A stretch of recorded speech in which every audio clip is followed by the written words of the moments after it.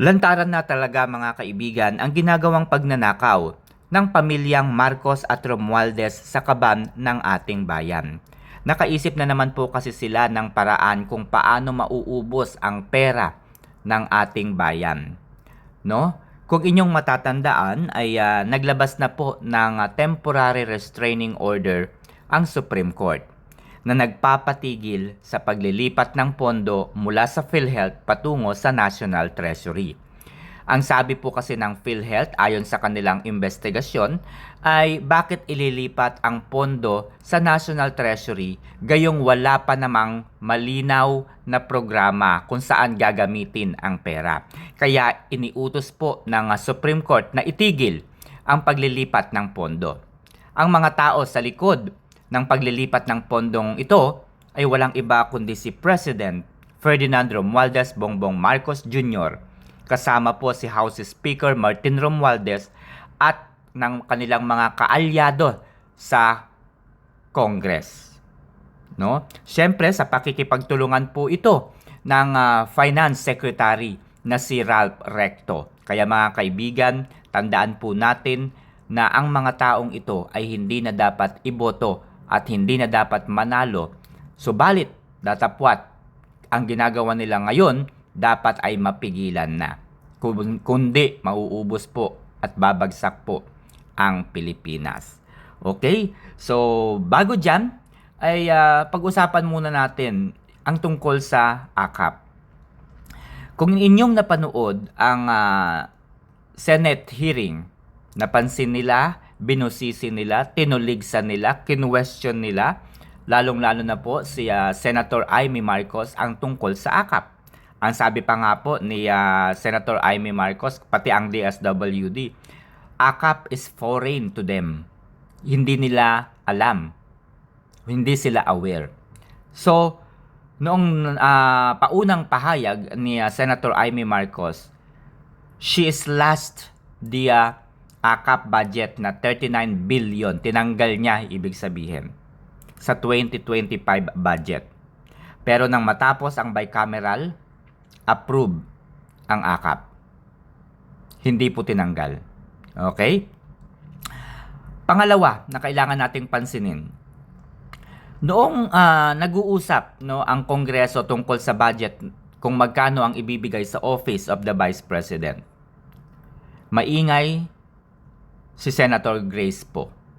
Sabi niya, pag-aaralan nila kung sakaling umakyat na sa Senado ang budget. Pag-aaralan nila, titignan nila kung karapat-dapat bang dagdagan o bawasan ang pondo ng Office of the Vice President.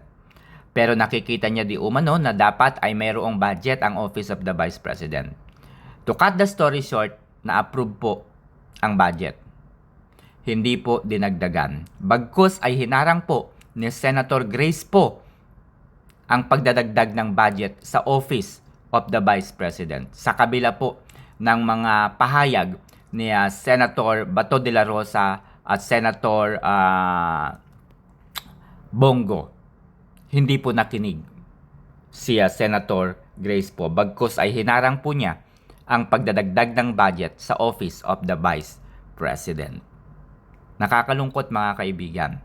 Para malaman po ng nakararami ang tungkol sa balitang ito, don't forget to like, subscribe, and share this video. Mga kaibigan, kailangan magkaisa at magtulungan po tayo. Kakaunti po ang mararating ng bidyong ito kung hindi po tayo magsusubscribe at hindi natin isi-share para mas marami po, para po mas makarating sa nakakaraming mamamayan ang video na ito. Please subscribe and share this video, mga kaibigan. Okay? Isa pa na dapat nating suriin. Sa 2025 budget ay tinanggalan po ng budget ang PhilHealth. Wala na po silang budget this 2025. Ang nakakalungkot po dito, hindi lamang po PhilHealth, kundi maging ang DOST. Panoorin po natin ang naging pahayag ni Senator Zubiri. Nalulungkot po siya dahil ang DOST ay zero budget. So, paano pa natin malalaman kung mayroong bagyo o sakunang darating sa ating bansa? Ang PhilBox, no? Kaya, paano natin ma-determine kung mayroon bang sasabog na bulkan? Mayroon bang bagyong darating? Paano natin malalaman? Paano tayo makakagawa ng flood control project kung tinanggalan natin ng budget ang Department of Science and Technology? Nakakalungkot, di ba mga kaibigan? Alam na kasi ng mga taong ito na hindi na po sila mananalo sa susunod na mga eleksyon. Kaya obvious at lantaran na po ang ginagawa nilang panluloko at pagnanakaw sa kaban ng ating bayan. Having said that, kailangan po silang bawalan. Kailangan pong pigilan ang ginagawa nilang pagnanakaw sa kaban ng ating bayan. Okay, so pag-usapan na natin ang illegal na agreement o memorandum of agreement sa pagitan ng PhilHealth, Land Bank at ng Tingog Party List, no? Ang Tingog Party List ay sa mga Romualdez lamang din. Okay? So ito po, no? Yung ating kumbaga ipapaliwanag, no? Lumagda kasi ng sa isang memorandum of agreement ang Tingog Party List.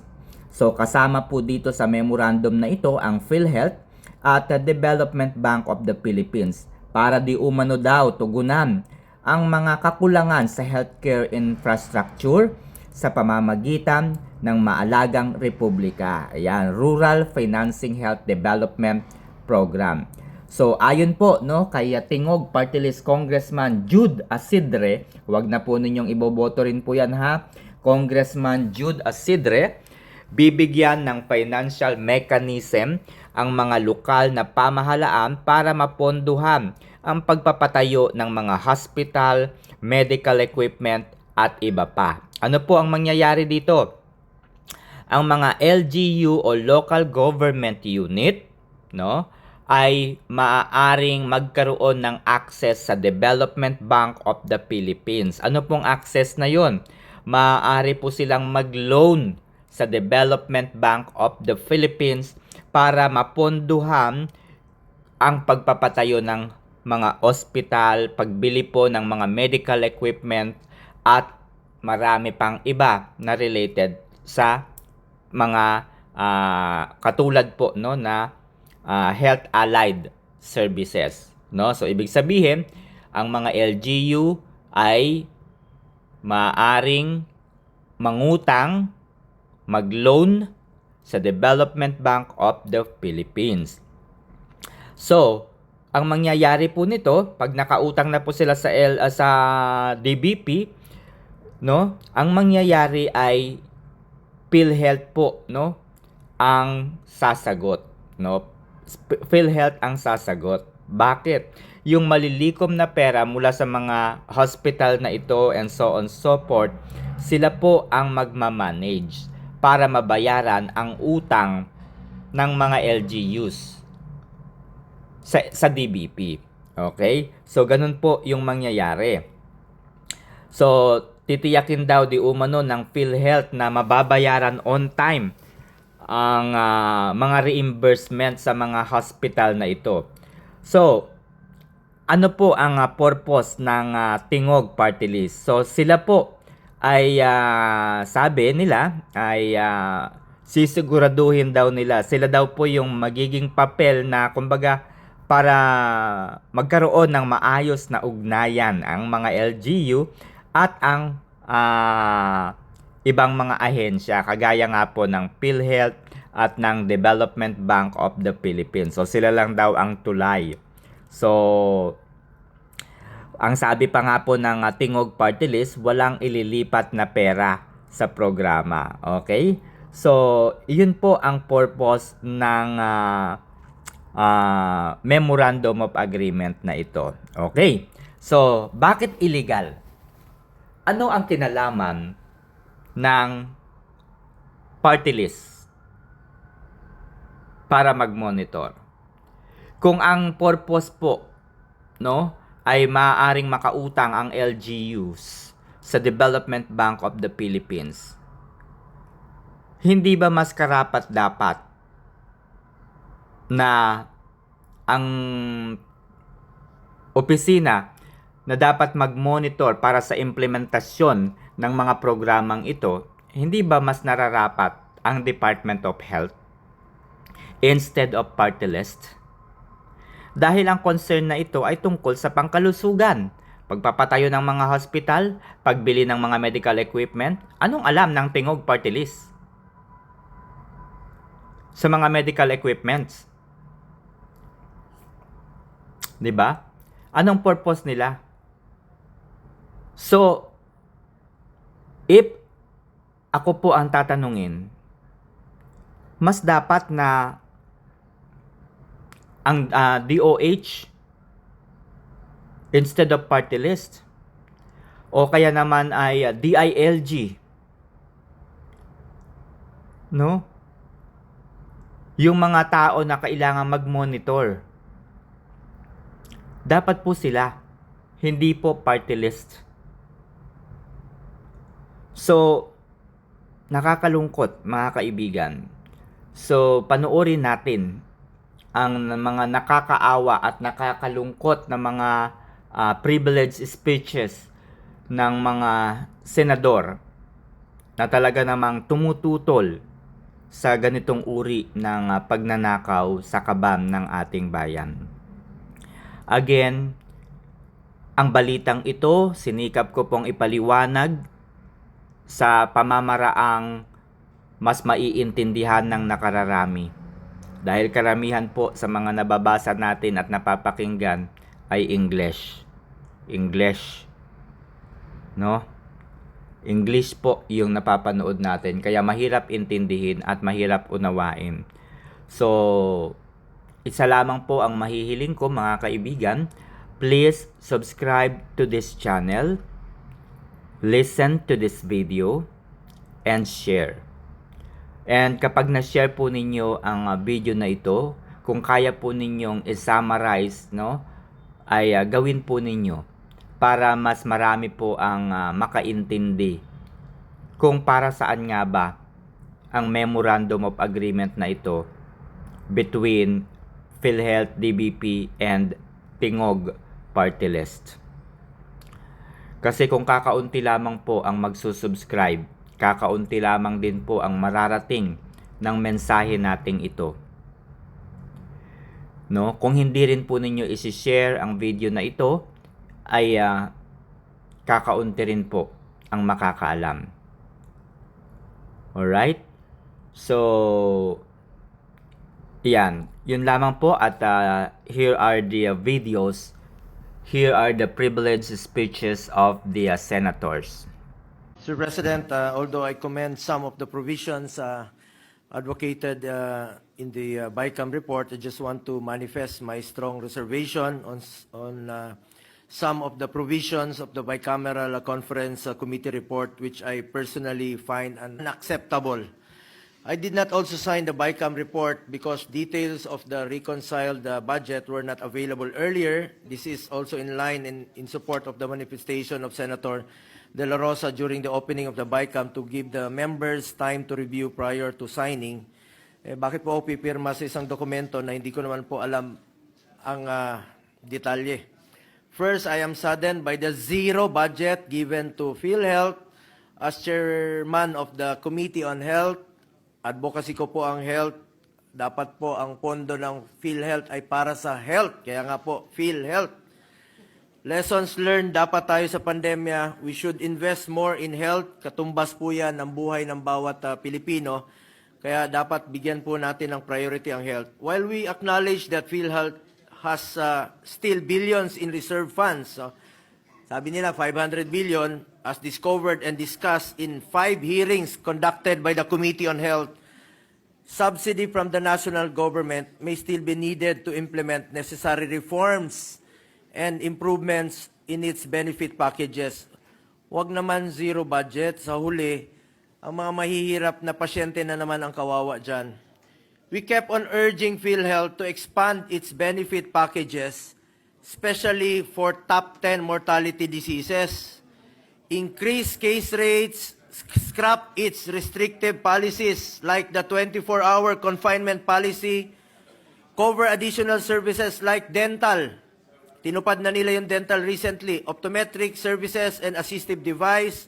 Paano po magbe-benefit ang mga pasyente kung zero ang budget ng PhilHealth?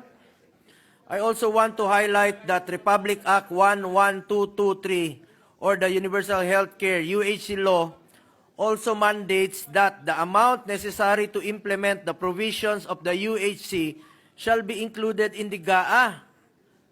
Ito po yung nakolekta noong 2023, dapat po ay nakalaan po ito para sa 2025 and shall be appropriated under the DOH and the national government subsidy to PhilHealth.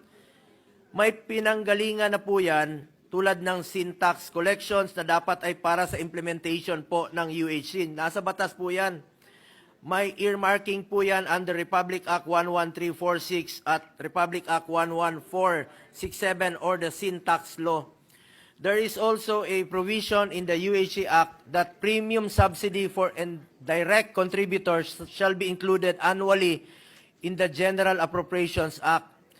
Bigyan sana natin ng maayos at sapat na budget ang PhilHealth at hikayatin ang PhilHealth na i-maximize ang paggamit ng kanilang pondo para sa kanilang mga health-related programs and services.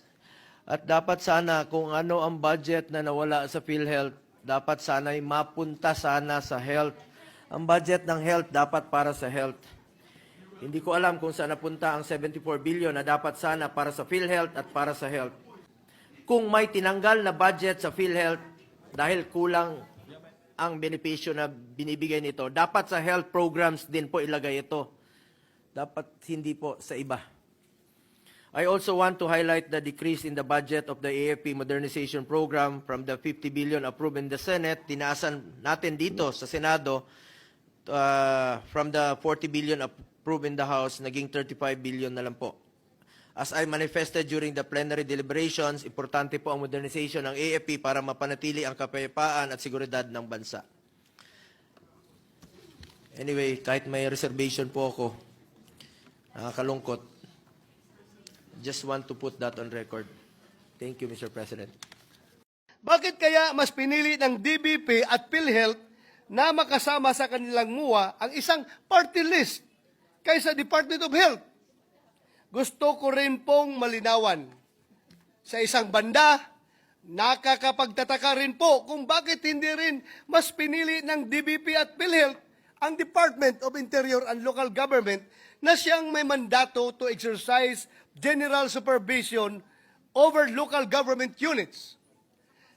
Mas may kapasidad ba ang Tingog Party List kaysa DOH at DILG para mag-assist and coordinate with LGUs in ensuring their participation to the program intended to rehabilitate, expand, or construct LGU hospitals? O kaya naman ay makapag-provide ng complementary programs and trainings to ensure the fiscal viability of the operations of the hospital. Sa huli, Ginoong Pangulo, ang tanong ng lahat sa kasunduan na pinirmahan ng PhilHealth, DBP at Tingog Party List. Legal ba ito? Ethical ba ito? Hinaluan at hahaluan ba ng politika ang mga programang pangkalusugan? Masasabi ba natin na ito'y purong ethical at legal at walang halong agendang politikal? Mayroon po bang nalalabag na batas kagaya ng mga paratang ng ibang mga nakapansin sa timing ng programang ito? Hindi po tayo kailanman tutol sa pagpapalaganap ng mga proyektong makapagpapabuti ng sitwasyon ng kalusugan ng ating mga kababayan. Pero sana naman ay naayon sa batas ang papapatupad nito. Kung hindi natin pupunahin ang mga ganitong gawain na may akusasyon ng irregularidad, para saan pa ang pagiging mga mambabatas natin? Noong nakaraang budget deliberation lamang po natin ng 2025 budget, nabigyan pansin naman po ang kahalagahan ng pamumuhunan. Nalulungkot ako dahil sa DOST budget hindi nabigyan ng additional. Pinaglaban namin ng Senado na dagdagan sila ng almost 700-800 million. Nung paglabas ng BICAM report, bumalik sa NEP yung budget ng DOST. Yun kaya binanggit ko kanina na I'd like to put on record na na-revert sa NEP budget yung mga departments. Kawawa naman yung FIVOX, di ba? Sumabog yung Vulcan Canloon nung isang araw, kulang daw sila ng monitoring equipment. Wala na tayong may dadagdag dun. Naidagdag ko sana sa budget na yun, no? Wala. Kawawa din yung pag-asa. Di ba, sabi ni Presidente, we just got 6 typhoons and in 1 month. Talagang wala na. Hindi na natin mamomonitor yun kasi zero nga yung budget hindi nadagdagan yung budget ng pag-asa. Kaya malungkot ako. Dahil sana naman nang nasabihan kami na ganun nga mangyayari. Sana nahanapan ng paraan. We could have lobbied for the increase of their budgets. But I'm just disappointed as a chairman of the subcommittee handling the budget of the DOST.